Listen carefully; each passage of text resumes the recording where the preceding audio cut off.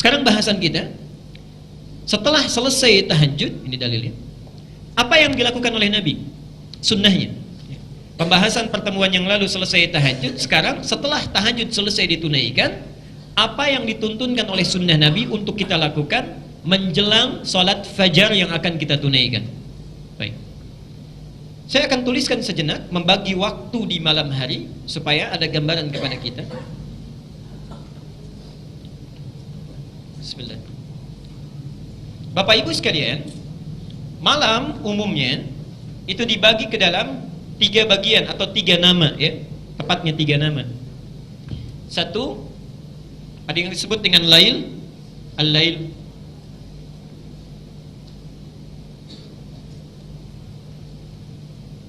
Inna fi khalqis samawati wal ardi wa ikhtilafi, baik, laili wan nahar. Lail itu malam, nahar itu siang. Misal di Ali Imran ayat 190, di situ tersebut nama lail. Kalau disebutkan lail, itu artinya malam, fase yang membentang dari ba'da isya sampai menjelang fajar.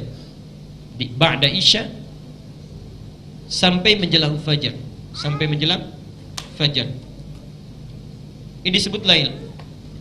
Jadi kalau ada bapak ibu bangun pada saat ini, tidak tidur dulu, misal ba'da isya kita sholat, atau bapak sedang menonton acara, atau ibu pulang dari satu kota, tiba di rumah malam misalnya jam 1, ingin sholat, nah itu bukan sholat tahajud. Sholat bangun itu namanya qiyam, karena dilakukan di waktu lail disebut qiyamul lail. Siap? Qiyam al-lail. Ini satu. Di sholat di malam hari yang dilakukan tanpa tidur dulu umumnya disebut dengan qiyamul lail. Nah, kalau kita kemudian tidur terlebih dahulu, bangun di sebagian malamnya, misal dari isya sampai fajar, kita bangun misalnya setengah 3, ya. Setengah 3 kita bangun, 02.30, itu sebagian dari malam, ya. Nah, sebagian dari malam itu, kalau sebagian bahasa Arabnya disambung dengan lail, itu menggunakan min biasanya, minal lail. Minal lail itu banyak, ya. Minal lail itu ada yang bangun dulu, ada yang tidur dulu kemudian bangun, ada yang tidak tidur tapi bangun kemudian di malam harinya karena alasan tertentu. Kalau kita bangun sebagian malamnya karena tidur dulu, maka waktu yang muncul itu disebut dengan tahajud. Tahajud. Ibadahnya disebut dengan tahajud. Okay. Quran surah 17 ayat 79. Wa minal laili, nah, dan dari sementara malam, artinya tidur dulu, sebagian malamnya kita bangun, min fatahajjad bihi, tunaikan tahajud. Jelas sampai sini? Baik. Jadi tahajud itu adalah waktu yang muncul di pertengahan malam setelah kita tidur terlebih dahulu. Jelas poinnya? Baik. Ini satu disebut lail, kedua disebut ini tahajud, ibadahnya tahajud, ibadahnya tahajud. Yang ketiga, ada waktu singkat menjelang fajar. Menjelang fajar. Ini pun bagian dari lail. Menjelang fajar. Misal, sekarang fajarnya 04.05, jam 4:05. Kita selesai tahajud misalnya, setengah 4 sudah beres tahajud.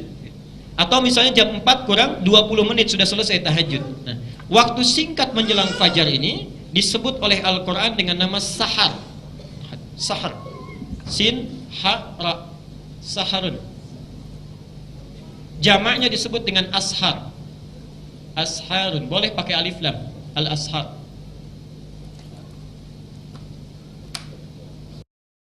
Waktunya disebut sahar. Jamaknya adalah ashar, ya. Kurang lebih barangkali 20-30 menit menjelang fajar, ya, masuk pada kategori ini. Nah, mohon maaf, aktivitas yang dilakukan di waktu ini disebut dengan sahur. Itu aktivitasnya. Karena itu di hadis, ya, ada redaksi makan apa? Sahur. Maksudnya makan yang dilakukan di waktu sahar. Mau kita makan, mau istighfar, mau apapun, aktivitasnya disebut dengan sahur. Kenapa Nabi menyebut makan sahur? Memberi isyarat kepada kita, kalau makan saat akan puasa, jangan terlalu awal. Lakukan menjelang dekat-dekat ke fajar, ya. Awas, kadang-kadang mohon maaf kita terlalu awal. Kalau 2:30 itu bukan makan sahur itu, ya. Makan tengah malam. Ini banyak hikmahnya. Kata Nabi, tasaharu fa inna fis sahuri barakah, ada berkahnya. Bayangkan, maaf, fajarnya jam 4:05, maghribnya misalnya 17:45 misal. Kalau jam 4 sampai jam 6 saja, berapa jam kita menahan puasa? Ya, sekitar 12 jam ya, kurang lebih misal 12 jam. Tapi kalau kita sahurnya jam 2:30, jam 3 plus 1 jam itu, lebih lama kita menahan lapar. Ini diantara hikmahnya. Jelas sampai sini? Baik, nah sekarang timbul pertanyaan, kalau saya sudah menunaikan tahajud, kemudian masih tiba jeda waktu menjelang ke fajar, apa yang Nabi contohkan sebagai sunnah pada kita untuk kita kerjakan? Apakah tidur lagi? Tidurnya sementara atau sementerus? Atau ada jadwal yang lain yang boleh kita kerjakan? Ini bahasan kita. Satu, di antara sunnah Nabi yang disampaikan pada kita, kalau sudah tiba masuk kepada waktu sahar, ini dalil Qur'annya ada langsung di sini. Ada beberapa alternatif yang bisa kita kerjakan. Yang pertama, memperbanyak istighfar kepada Allah Subhanahu wa taala. Memperbanyak istighfar, memohon ampunan. Dalilnya tolong dibuka Quran surah 51 ayat ke-18. Bahkan itu langsung kalimatnya, langsung kalimat Quran. Wabil ashari hum yastaghfirun. Ada ayatnya? Wabil ashari hum yastaghfirun. Mohon sabar belajar dengan saya, karena saya akan uraikan dengan terperinci setiap kalimatnya ya.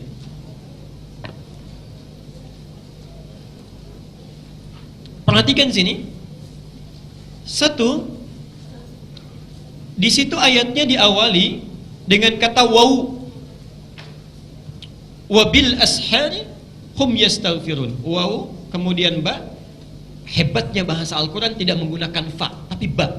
Padahal Allah bisa mengatakan wafil ashari hum yastaghfirun, tapi dirubah dari fa menjadi ba. Wabil ashari hum yastaghfirun. Saya tuliskan sini. Ashar hum yastaghfirun.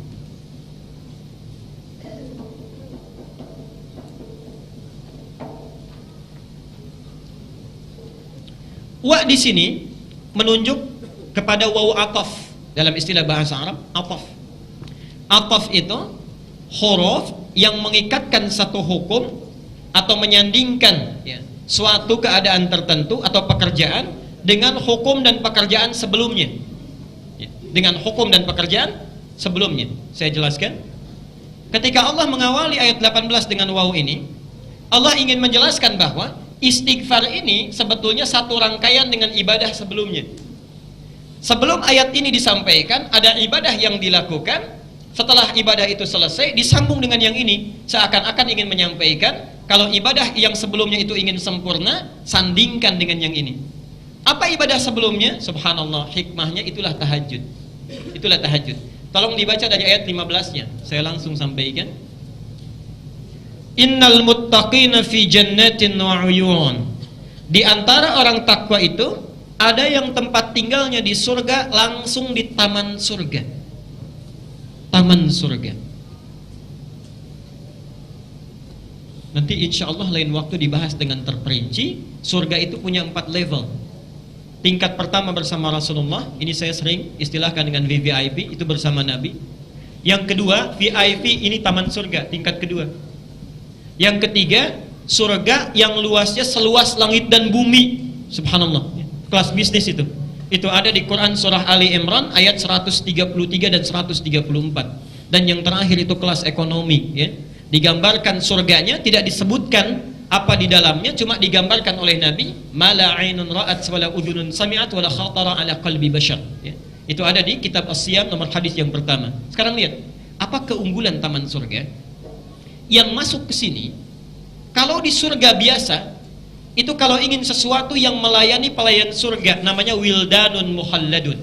Wildan itu jamak dari kata walad. Wildan, jamaknya walad. Walad itu nama umum bagi anak-anak, mencakup laki-laki dan perempuan. Di sini ditafsirkan oleh ulama, kalau bapak misalnya yang minta, laki-laki yang minta, subhanallah, ada yang melayani bidadari surga. cantiknya luar biasa, keindahannya luar biasa, dan sudah tidak ada nafsu di situ, karena tugasnya untuk nikmat saja, nggak ada ibadah. Ibu juga begitu, begitu ingin sesuatu yang datang pangeran surga, datang wildanun mukhalladun di Quran, ingin minum saja bi akwabi wa abarika wa ka'sin min ma'in, datang bawa gelas dengan senyum yang sangat memesona yang terbuat dari kemilau emas mutiara yang sangat berkilauan, belum pernah dilihat di bumi, didengar oleh telinga, dan terlintas dalam pikiran kita, saking indahnya. Ini baru kelas ekonomi yang biasa. Tapi taman surga, akhidhina ma atahum rabbuhum, ingin apapun Allah langsung yang kasih tanpa perantara, kun fayakun, ada Allah langsung yang kasih. Bahkan ada orang, ini unik, ini kisahnya, orang ini orang sederhana tapi ingin sekali masuk ke sini. Dia lakukan amalannya, nanti kita akan lihat apa amalannya. Orang ini orang biasa, bukan orang yang kaya, kadang-kadang kekurangan dalam hidupnya, tapi ditunggangi ayat ini, amalannya kemudian dilakukan. Subhanallah, muncul Al-Baqarah ayat 25. Wa basyiril ladzina amanu wa 'amilus solihati anna lahum jannatin tajri min tahtiha. Masuk dia ke taman surga, banyak mengalir sungai-sungai di bawahnya dan indahnya luar biasa. Tapi yang menarik, perhatikan, kullama ruziqu min rizqan, setiap kali diberikan rizki, qalu hadzal ladzi ruziqna min qablu wa utubihi mutasyabiha. Ini kan dulu yang saya inginkan. Kok mirip betul ya? Saya ilustrasikan, misal mau ke sini, lihat di situ ada orang jualan ayam goreng. Mau beli, nggak sempat beli dan nggak punya ya, uang untuk membelinya. Masuk ke masjid ini, misal meninggal, masuk taman surga, begitu terfikir, celing, sudah ada. Mirip ya seperti dulu yang diinginkan. Itu taman surga, dan tanpa perantara, Allah langsung yang memberikannya. Mudah-mudahan kita bisa masuk ke dalamnya. Tidak cukup dengan amin, tapi kita lihat dulu amalannya apa. Yuk, kita lihat, tunggangi amalannya baru amin. Baik ya? Apa amalannya? Kanu qabla dzalika muhsinin, saat di dunianya penghuni taman surga itu orang-orang baik. Apa amalannya? Kanu qalila minal laili ma yahja'un. Orang-orang ini qalilan, sedikit sekali, ma yahja'un, tidurnya, sedikit tidur. Subhanallah. Wah, ini sudah senyum-senyum nih, pertanda ada situasi yang tidak menentu. Memang tipis bedanya, ini sedikit tidur, ini sedikit-sedikit. Lihat sini, qalilan minal laili ma yahja'un. Ayat ini bisa dibaca dengan dua waqaf, bisa berhenti di kanu qalila. Artinya penghuni ini nggak banyak.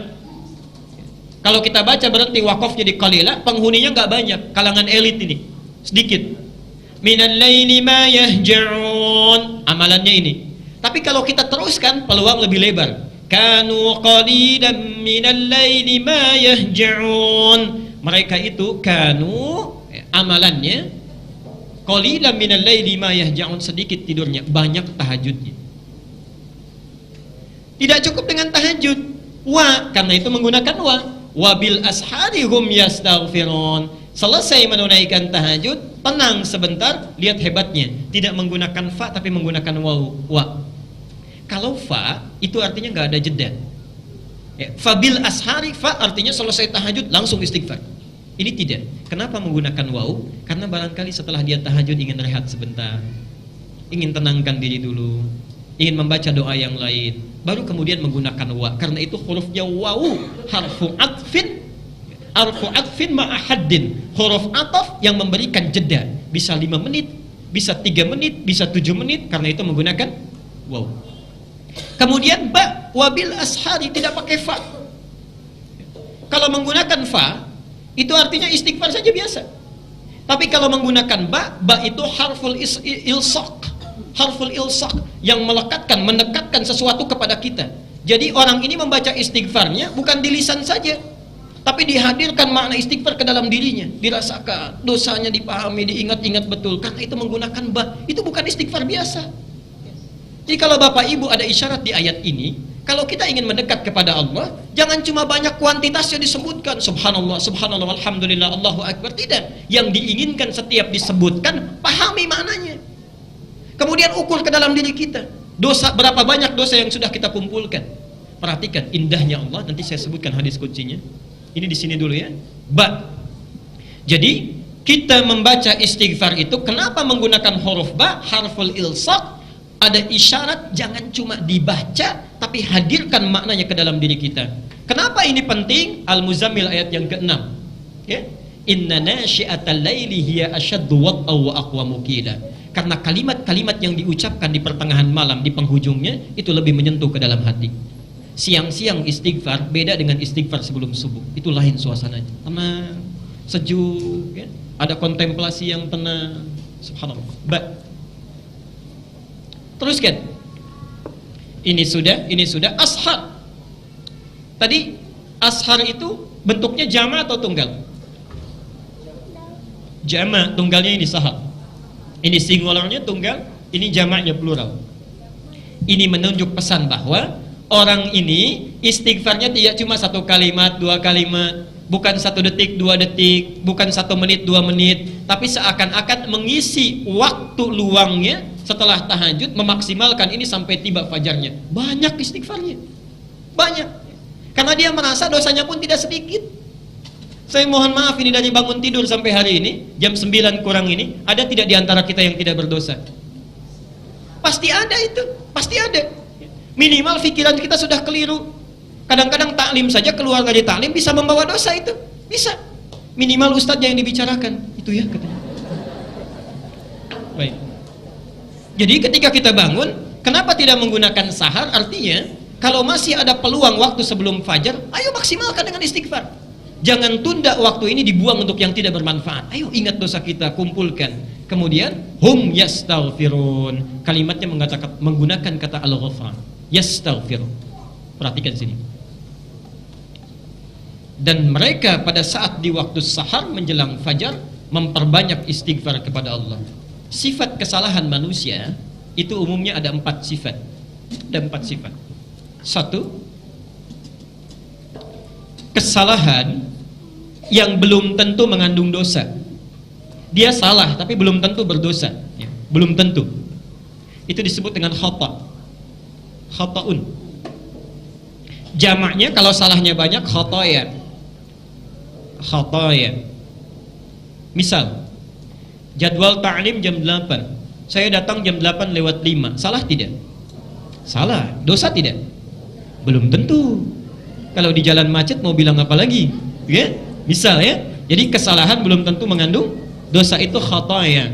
Diturunkan sifat Allah untuk memaafkan kesalahan ini sekalipun belum ada dosanya. Namanya al-afwu. Al-afwu. Kesalahan ini bisa muncul, mohon maaf ya, karena lupa atau karena salah, ya. Ada lupa, ada salah. Yang kedua, kalau ada orang berdosa, ya, salah kemudian dosa, tapi kadar dosanya masih kecil, masih ringan, ya, masih ringan. Dengan istighfar dia bisa hilang, oke. Dengan sholat bisa dihapuskan. Itu disebut dengan dzambun. Dzambun. Dzal nun ba. Kalau masih sedikit. Diturunkan sifat Allah yang mengampuni ini dosa dengan kadar yang ringan, namanya ghafir. Bukan di surat Al-Ghafir atau Al-Mu'min. Ghafiriz dzambi wa qabilit taubi. Ghafir. Yang kedua, subhanallah, dosanya agak banyak ini. Sudah salah, kemudian berdosa. Mohon maaf Pak, terbelakangi. Salah, berdosa, dosanya agak banyak. Berubah namanya menjadi dzunubun. Dzambun jadi dzunubun. Dinaikkan lagi sifat Allah mengampuni yang ini. Subhanallah. Apa namanya? Ghaffarun. Surat Nuh nanti kita lihat. Faqultu astaghfiru rabbakum innahu kana ghaffara. Naik lagi, wah banyaknya luar biasa. Ditambah lagi dengan zalim. Adz-dzunubu ma'adz-zulmi. Adz-dzunubu ma'adz-zulmi. Ini sudah berdosa, berbuat zalim. Yang ini membunuh, yang ini bunuh sambil disiksa dulu. Ini bunuh sambil mutilasi dulu. Masih mungkin gak dimaafkan. Diturunkan sifat Allah yang selanjutnya. 1 al-afu, 2 ghafir, 3 al-ghaffar, yang ini ghafur. Ghafur. Kurang apa lagi ini, ya? Yang terakhir, ada orang dosanya, kalau ini memang dosa besar misalnya, besar tapi 1 atau 2 dosa. Yang terakhir ini kompleks, banyak sekali dosanya. Kalau yang ini cuman bohong saja misal, yang ini meninggalkan sholat, yang ini mabuk-mabukan, yang ini membunuh, yang ini yang terakhir diborong semuanya. Itu bahasanya israf. Israf. Perhatikan, pada orang yang israf dalam dosa pun, banyak sekali dosanya, itu Allah panggil dengan kalimat sayang, supaya mau untuk bertobat kembali kepadanya. Diturunkan sifatnya. Di sini ada sifat Allah yang memberikan ampunan kepada orang-orang seperti ini. Ghafurun ditambah rahimun. Sifat rahmatnya langsung diberikan, bukan yang ini lagi. Sifatnya disebut dengan rahmat, Allah yang mengampuni disebut dengan rahim.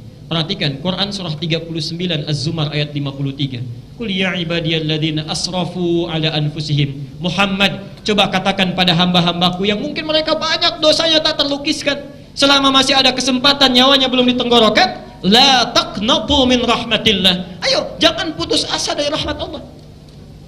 Perhatikan sini. Salah sedikit sudah dimaafkan. Dosa dikit mau diampuni. Bertambah ada ampunannya. Banyak ada juga ampunannya. Banyak sekalipun ada ampunannya. Kalau dengan semua ini belum juga tersentuh untuk mau bertobat, dengan cara apa lagi Allah mesti mengampuni? Ini semua sudah ada pilihannya, kita mau tidak bertobat.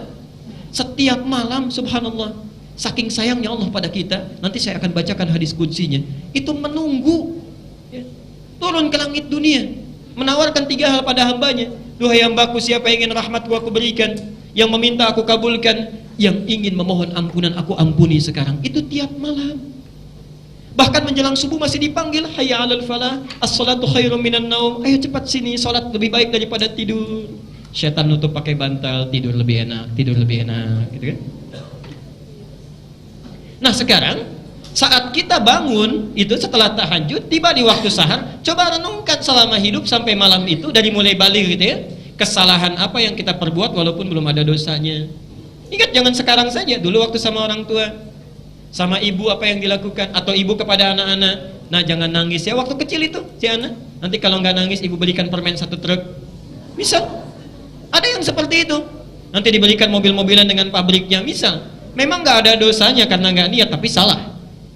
Ayo khata, coba ibu dalam sehari dosa apa terhadap Allah melalui suami yang dilakukan. Bapak begitu sebaliknya terhadap ibu. Kepada anak-anak kita diingat-ingat, betul dirasakan, betul. Subhanallah, turun Al-Baqarah ayat 286, itu yang paling hebat. La yukallifullahu nafsan, Allah tidak mungkin kasih beban orang hidup melebihi kemampuannya, sesuai dengan kadar hidupnya. Lahama, orang sudah punya bekal, silahkan jadikan ibadah. Pakainya lam, hebat sekali. Lam itu pemberian yang sangat lembut, indah. Laha, kalau orang ini mau berbuat baik, maka sahabat dari perbuatan baiknya akan diberikan pahala yang melimpah. Laha. Tapi kalau orang ini melenceng, memilih melakukan perbuatan maksiat, dirubah dari ala menjadi dari la menjadi ada. Jadi sulit, maaf. La dengan ala, panjang mana hurufnya? La atau ala? Ingat, kalimat ala itu juga menunjuk kepada beban. Kenapa di sini menggunakan kalimat ala? Seakan-akan memberi isyarat, memang maksiat itu awal dilakukan mudah, tapi kalau sudah dilakukan seakan-akan ringan, setelah itu jadi beban itu, kepikiran, merasa bersalah dan sebagainya. Karena itu kalimatnya menggunakan ala. Wa 'alaiha maktasabat, bukan kasabat lagi, tapi subhanallah. Lihat indahnya Allah. Paham bahwa manusia itu tidak ada yang sempurna, pasti banyak yang maktasabat. Untuk meringankan beban kita, diturunkan kalimat setelahnya, Rabbana la tu'akhidna in nasina khata. Prakteknya Al-Bukhari nomor hadis yang ke-711, dibaca dalam setiap kali salat. Bacaan doa iftitah kita, Allahumma ba'id baini wa baina khataya kama ba'adta bainal. Subhanallah, itulah rahasianya kenapa kita baca iftitah, membaca Allahumma ba'id. Allah meminta kepada Allah, ya Allah hapuskan dosa saya walaupun kesalahan yang tidak ada dosanya. Muncul hadis, sholat yang satu dengan yang lainnya menghapuskan dosa-dosa yang pernah dilakukan pada saat itu, kalau bacanya paham. Kalau sedang sholat yang dibaca Allahumma ba'id, pikirannya kearisan, itu gak akan dapat ya, gak nyambung.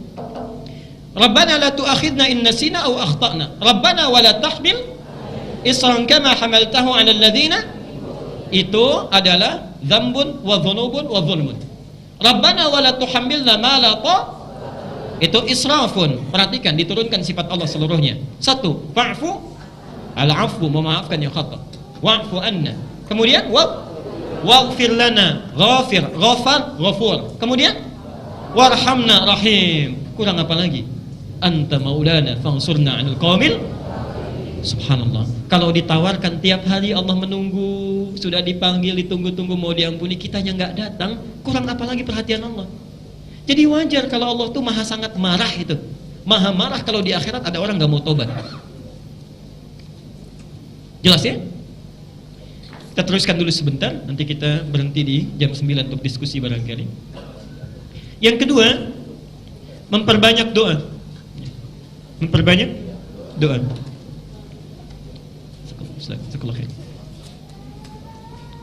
Jadi kita selesai menunaikan tahajud, ada jeda waktu sampai menunggu fajar, ya. Subhanallah, manfaatkan dengan perbanyak istighfar, satu itu. Yang kedua, kalau masih misalnya kita cukup dengan istighfar, alhamdulillah, hati sudah tentram, sudah meminta, ayo sibukkan dengan doa. Sibukkan dengan doa. Dan perintah berdoa ini saking pentingnya, hadisnya hadis qudsi dan diriwayatkan di sekurang-kurangnya 3 kitab utama. Ini sudah saya tuliskan di layar. Di Al-Bukhari nomor hadis 1145, bisa kita lihat. Di Muslim nomor hadis 758 dan di Abu Daud nomor hadis 1315. Jangan khawatir yang membawa flash disk, nanti saya berikan, silahkan saja, mau di copy, saya tidak punya hak cipta. Silahkan ambil, baca, sampaikan pada keluarga sehingga ibadah kita bisa sempurna dan bersama-sama dilakukan. Lihat hadisnya. Lihat hadisnya tadi yang saya bacakan sebagiannya. Yanzilu Rabbuna tabaraka wa ta'ala. Ini hadis qudsi. Kata Rasulullah sallallahu alaihi wasallam, Allah Subhanahu wa taala kalimatnya menggunakan Rabb. Yanzilu Rabbuna. Agak pelan-pelan ya. Ada nazala, ada habata. Ada nazala, ada habata, itu lain. Baca Al-Baqarah 38, maaf. Al-Baqarah 38. Ayo, ini mana Qur'annya ini? Qul nahbitu minha jami'ah. Qul nahbitu, ihbitu. Jadi turun itu ada habata, ada nazala, lain. Nazala. Ada habata, ada nazala. Qul nahbitu minha jami'a fa imma ya'tiyannakum minni hudan, dan seterusnya ayat. Perhatikan sini, kenapa Adam ketika diturunkan oleh Allah ke bumi, kalimatnya bukan menggunakan nazala tapi menggunakan habata. Qul nahbitu minha jami'a. Perhatikan, kalau habata itu turun dengan niat bermukim, dengan niat tinggal. Adam diturunkan ke bumi memang untuk tinggal di bumi, menjadi khalifah di sana, memperbaiki keadaan bumi. Karena itu kalimat Qur'annya menggunakan habata. Ini hebatnya bahasa Al-Quran, setiap kalimatnya itu ada makna, bahkan hurufnya. Tapi subhanallah, ketika menerangkan Allah yang turun ke langit dunia, tidak menggunakan kata habata, menggunakan kata nazala. Yanzilu Rabbuna. Yanzilu, nazala itu turun, ya, turun umumnya dengan tidak niat mukim, cuman turun saja. Jangan digambarkan di kepala kita Allah turun, bukan. Maksudnya Allah menurunkan rahmatnya, ya. Sudah ada kebahagiaan yang ingin diberikan. Allah tidak segambar, tidak terbayang oleh kita, dan tidak serupa dengan apa yang kita gambarkan. Artinya apa? Kalimat ini mengandung mukjizat yang disampaikan oleh Nabi, tidak menggambarkan. Kalau Nabi berkata yahbitu Rabbuna, ini salah kalimat Nabinya. Karena Allah tidak menempat, tidak mewaktu. Artinya apa? Mohon maaf, tidak disifati dengan tempat dan sifat yang seperti kita menggunakannya. Kalimat nazala artinya tidak turun untuk menempat, menggunakan isyarat ini, ada kesan dalam kalimat ini, gunakan manfaatnya, itu maksudnya. Gunakan peluangnya. Karena ini hadir tidak setiap waktu. Kalau menempat itu artinya ada tempatnya tidak? Lebih lama atau sebentar? Sifatnya lebih lama. Saya meletakkan penghapus di meja, ada tempatnya, sifatnya lebih lama. Tapi kalau tidak menempat, tidak mukim, artinya singkat. Ini kalimat ingin menunjukkan waktu. Kenapa menggunakan nazala? Manfaatkan peluang ini karena waktunya cukup singkat, tidak lama, itu maksudnya. Tapi hebatnya, ini kalimat ditambah ya di depannya, yanzilu Rabbuna, ya al-mudhara'ah, ya menunjuk kepada fi'il mudhari', ya. Perhatikan, kalau di dalam Al-Quran, di hadis atau bahasa Arab, satu kalimat diawali dengan ya. Ini kalau dalam bahasa Inggris menunjuk kepada 3 makna fi'il mudhari'. Present, continuous, dan future. Oke. Present, kalau Bapak Ibu bangun nanti malam, saat itu istighfar, memohon doa, meminta kepada Allah, subhanallah, saat itu kesempatannya ada, walaupun singkat. Tapi bukan malam itu saja, besok malam pun sudah ada lagi, continuous, berlangsung terus. Yang ketiga, future, bukan hanya besok, minggu depan, bulan depan, tahun depan, itu masih ada. Ketika kalimat ini disebutkan oleh Nabi menggunakan huruf ya, ingin memberikan kesan bahwa ini berlangsung tiap hari. Ini berlangsung tiap malam menjelang fajar, tapi waktunya singkat. Persoalannya kita mau tidak mengambilnya. Jelas sampai sini? Baik, saya teruskan. Yanzilu Rabbuna. Nama Allah ada berapa? Baik.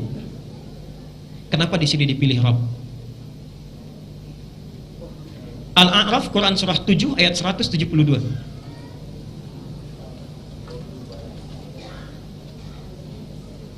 Agak sabar ya sebentar. Al-A'raf, Quran surah 7 ayat 172. Tafsirnya, catat, tafsirnya, syarahnya, hadis yang paling mudah saja, Al-Arba'in An-Nawawiyah, nomor hadis yang keempat dari Abdullah bin Mas'ud. Perhatikan di sini. Di dalam surah Al-A'raf ayat ke-172, ketika Bapak Ibu kita semua sedang berada di alam kandungan, di rahim ibunda kita, itu sudah ada dialog kita dengan Allah. Ditanya oleh Allah, alastu birabbikum? Qalu bala. Perhatikan poinnya, birabbikum. Nama Allah itu kan banyak, kenapa tidak menggunakan Rahman? Bisa Allah mengatakan alastu birahmanikum, alastu birahimikum, alastu bimalikikum. Kalau yang namanya Tuhan kan berkuasa, raja ya, subhanallah. Tapi yang dipilih oleh Allah di sini kalimat Rabb. Rabb ini asalnya dari kalimat tarbiyah, at-tarbiyah.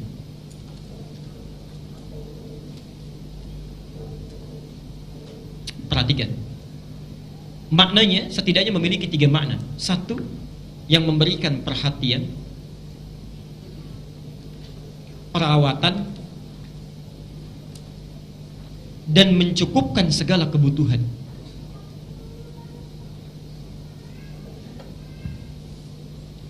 Kalau sifatnya sementara, misal kita kan tidak abadi hidup di dunia ini ya. Orang tua memperhatikan anaknya, merawat dengan baik, dicukupkan kebutuhannya. Kalau sifatnya sementara disebut dengan murabbi. Murabbi. Pernah dengar istilah murabbi? Ini ada murabbi saya, maksudnya yang melihat saya, memperhatikan saya, merawat saya. Orang tua itu murabbi kita. Perhatikan. Tapi kalau sifatnya tanpa batas, abadi, tidak tersekat dengan sesuatu hal apapun, dirubah dari murabbi menjadi Rabb. Kalimatnya tidak panjang tapi berbentuk pendek karena dia tidak disekat oleh apapun dan cepat pemberiannya. Seakan-akan ketika kita ditanya oleh Allah, siap tidak kamu mengakui saya sebagai Tuhan yang nanti selama hidup akan saya perhatikan perjalanannya, saya rawat supaya kamu tidak gelisah. Kalau kamu salah saya ampuni, saya maafkan. Dosa saya ampuni. Kalau kamu butuh sesuatu saya berikan rezeki. Diatur oleh Allah semua. Kalau ibu ada yang menawarkan seperti itu atau bapak, silahkan. Mau apa saja saya berikan. Salah saya maafkan. Ingin apapun saya coba penuhi. Mau tidak? Pikir panjang atau pendek? Saya yakin tidak mikir. Karena kalau fikir, ya, fikir agak pendek itu disebut dengan na'am dalam bahasa Arab. Ya, tapi masih mikir. Kadang-kadang mengeluh. Contoh, ada seseorang kita panggil anak kita, nak coba kesini, coba kamu bersihkan kamar mandi. Iya mak, tapi di hatinya dulu baru saya mau main. Itu na'am. Na'am, iya, tapi masih merenungkannya. Kalau dari bawahan ke atasan, atasan manggil, misal, ya fulan ta'al huna, kamu pegawai sini, coba kerjakan tugas ini. Itu iyanya menggunakan kalimat hadir, siap. Tapi hadir pun di hatinya barangkali masih ada sekat. Aduh pak, kok sudah datang lagi tugasnya? Di hati tidak diucapkan, itu hadir. Tapi kalau bala, subhanallah, bala itu artinya kalimat menunjukkan persetujuan tanpa berpikir sedikit pun. Jadi siap, ya. Hampir tidak ada jeda untuk berpikir, karena saking banyaknya manfaat yang didapatkan. Itu kalimat bahasa Arabnya bala. Karena itu jawaban kita bala syahidna. Cuman 1 kali balanya ya, tidak 2 kali. Bala syahidna. Sekarang perhatikan, Allah sudah berjanji sejak di alam rahim, dengan sifatnya Rabb akan memberikan perhatian pada kita, merawat kita, mencukupkan kebutuhan kita. Manusia selama hidup tidak ada yang hidupnya tidak pernah memiliki kebutuhan. Itu tiap malam kita Allah menurunkan rahmatnya, karena itu kalimatnya menggunakan Rabb. Dan yanzilu rabbuna tabaraka wa ta'ala, seakan-akan memberikan kesan ini dulu Allah sudah berjanji nih, ingin memberikan perhatian pada kita, ayo manfaatkan peluangnya. Allah akan memberikan waktunya, tapi cukup singkat, minta apa yang ingin kita mintakan. Karena itu kalimat di doa di Quran rata-rata menggunakan kalimat Rabb. Doa sapu jagat apa? Rabbana atina fid dunya. Mendoakan orang tua apa? Rabbighfirli wa li. Kalau punya dosa doanya apa?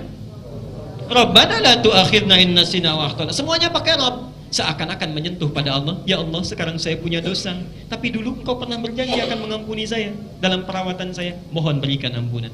Ya Allah sekarang saya butuh sesuatu, dulu Engkau berjanji akan mencukupkannya. Rabb, sebut namanya. Jelas sampai sini? Baik, saya sempurnakan sebentar kemudian kita berhenti. Yanzilu Rabbuna tabaraka wa ta'ala kulla lailatin ila as-sama'id dunya. Allah Subhanahu wa ta'ala memberikan kesempatan pada kita setiap di akhir malam di langit dunia. Hina yabqa thuluthul lailil akhir yaqul, sampai perhatikan waktu ini dimulai di akhir dari sepertiga malam. Tadi waktu sahar ya. Akhir sepertiga malam, di akhir sepertiga malam di waktu sahar. Jadi waktu singkat menjelang fajar. Saya mohon mulai malam ini jangan sampai lewat ini waktunya ya. Apa yang disampaikan oleh Allah? Man yad'uni, subhanallah qudsi ini, siapa yang sekarang meminta kepadaku, memohon kepadaku, fa astajiba lahu, maka saya akan langsung memenuhi permohonannya. Oke, langsung memenuhi permohonannya. Buka surah Al-Baqarah 186. Kenapa kalimatnya menggunakan astajib, padahal Allah bisa menggunakan ujib? Oke. Quran surah 2 ayat 186. Nanti setelah selesai kajian ini saya akan membuat perjanjian ini dengan semua jamaah di sini. Saya akan ada 2 syarat. Kalau syarat ini tidak terpenuhi, saya nggak akan datang lagi nih, insyaallah ya. Nanti di akhir kita tolong ingatkan saya ya. Perhatikan. Wa idza sa'alaka 'ibadi 'anni fa inni. Baik. Kalau ada hambaku Muhammad bertanya kepadamu, mencari-cari aku, katakan padanya sungguh aku sangat dekat. Kalau ada orang mencari-cari Allah, umumnya itu ada apa? Ada keperluan. Ya? Mau minta. Jadi ada hamba yang dicari-cari Allah, ada hamba yang mencari-cari Allah. Yang dicari-cari Allah itu yang banyak dosanya, dicari oleh Allah, diberikan hidayah supaya mau kembali. Yang mencari Allah biasanya ada 2 tipe. Satu yang semangat sedang ibadah, yang kedua sedang butuh. Lihat sini. Indahnya kalimat Quran, Muhammad katakan kepadanya fa inni qarib, pakai fa, enggak ada jeda. Sungguh aku sangat dekat, untuk meyakinkan kita supaya tidak putus asa. Ini masih ada Tuhan yang dekat dengan saya. Langsung dijawab, ujibu da'watan. Perhatikan, kalimat di sini menggunakan ujib, tapi di hadis qudsi ini menggunakan astajib. Apa bedanya? Teruskan dulu ayatnya. Sifat doa, kalau diminta sifat doa, itu pasti dijawab. Kalimat Qur'annya menggunakan ujib. Jadi saat kita meminta, Allah pasti menjawab. Kalau doa Bapak Ibu ada yang tidak dijawab atau tertunda, berarti ada yang salah dengan cara kita melakukannya. Karena sifat doa itu saat minta pasti dijawab itu. Seketika bisa tertunda beberapa saat, tapi kalau tidak terjawab, ada yang salah dengan diri kita. Contoh, hadis Muslim, kita sudah bahas ini. Ada seorang datang dari jauh, perjalanan jauh. Kemudian subhanallah, aghbara ash'atha, pakaiannya sudah kotor dengan debu, penampilannya sudah kumal, duduk di samping Nabi sambil menangis, ya Rabb, ya Rabb, ya Rabb, ya Allah tolong kabulkan, saya minta ini, saya minta itu. Apa kata Nabi? Ringan saja. Fa anna yustajabu lidzalik, kata Rasulullah. Gimana doa kamu bisa dijawab? Famat'amuhu haramun wa mashrabuhu haramun wa ghudhiya biharamin. Makanan kamu itu haram, minuman kamu itu haram, dan perangkat yang kamu gunakan itu selalu menggunakan yang haram. Kalau antum berdoa jarang terkabulkan, bahkan barangkali sulit untuk dikabulkan, coba periksa, barangkali di pekerjaan ada yang haram yang dibawa ke rumah. Hati-hati itu. Pakaian kita, kalau mau berdoa itu lihat dulu pakaian itu halal atau tidak, yang kita gunakan, ada wudhu atau tidak, Kemudian mohon maaf sebelumnya, makanan yang dimakan keseharian, minuman kita. Hati-hati, itu menentukan terijabahnya doa kita. Taubat dulu baru minta kebaikan. Perhatikan, sifat doa kalau diminta cepat dijawab. Tapi kalau ingin lebih cepat dijawabnya, lihat rumusnya. Falyastajibuli. Falyastajibuli. Syarat pertama, cepat respon seruanku. Jadi kalau Bapak Ibu ingin cepat doanya dijawab, minta apapun, Allah itu tanpa batas, tanpa batas. Minta apapun, kalau ingin cepat jawaban turun, syarat pertamanya, begitu Allah minta sesuatu, cepat lakukan. Contoh, azan subuh 4:05, bahkan sebelum dipanggil, ayo berangkat. Sebelum dipanggil, Pak. Ya, subhanallah. 4:05, azan subuh, sebelum dipanggil datang. Falyastajibu, itu artinya cepat merespon. Orang-orang yang cepat merespon perintah Allah, permintaan Allah, cepat jawaban Allah turun. Mohon maaf, kalau antum menuntut ingin cepat, diminta kadang dilambat-lambat. Maka itu wajar bagi Allah pun menunda. Dan menundanya pun karena sayang. Bukankah setiap ditunda terus-terusan meminta? Ya lihat sini, itu satu. Yang kedua, wal yu'minu bi, mintakan dengan yakin, jangan ragu, ya. Duhai Allah, saya mohon kepadamu, luluskan anak saya ya Allah. Mau ranking 1 nggak apa-apa, ranking 3 nggak apa-apa. Tapi kalau engkau nggak berkehendak juga nggak apa-apa, nggak lulus, pasti itu yang terbaik. Itu nggak bagus. Minta yang paling kuat, yang wajar, yakin bahwa Allah pasti mengabulkan. Sekalipun yang mustahil menurut manusia. Nabi Zakaria pernah doa, itu minta khusyuk pada Allah supaya diberi keturunan. Padahal kata medis, itu istrinya sudah tidak mungkin punya keturunan. Menopause, divonis mandul. Nabi Zakaria sudah sepuh. Keajaiban terjadi. Minta saat malamnya, di mihrabnya, memohon dengan khusyuk pada Allah. Saat itu belum selesai sholatnya, sudah turun jawabannya. Itu ada di Ali Imran ayat 38 dan 39. Kita terbuka peluangnya. Jelas sampai sini? Sekarang sambungkan, dan ini bagian akhirnya. Di ayat tadi ada kalimat falyastajibuli, sifat ini menggunakan astajibu. Artinya kalau Bapak Ibu mau berdoa kepada Allah di dalam waktu sahar itu, ya respon dulu sebelumnya, tahajudnya lebih rajin, ya. Sebelum tidur itu disiapkan tidurnya lebih awal, kemudian bangunnya lebih awal, tunaikan tahajud dengan semangat. Orang yang semangat menunaikan ibadahnya, jawaban Allah astajibuli. Begitu dia berdoa, langsung Allah kabulkan. Tapi kalau kita tahajudnya malas-malasan juga, semangatnya tidak ada, apalagi bangunnya terlambat cuma minta, mohon maaf, barangkali cuma dilihat dulu. Lihat dulu, besok bangun lagi tidak, perbaiki tidak. Itulah rahasianya kenapa menggunakan astajibu lahu. Saya cepat, man yas'aluni fa'utihi. Ini baru berdoa. Yang kedua, man yas'aluni, siapa yang meminta sesuatu kepadaku. Bedanya kalau yang pertama belum tentu meminta, tidak setiap doa itu kan minta, ya. Tidak setiap. Tapi yang ini khusus spesifik, minta sesuatu. Dan sa'ala itu menunjuk kepada permintaan yang spesifik. Artinya kalau minta harus jelas. Sa'ala itu bertanya, ya. Suka diartikan bertanya, meminta sesuatu dengan jelas. Bertanya itu kan ingin kejelasan, ya.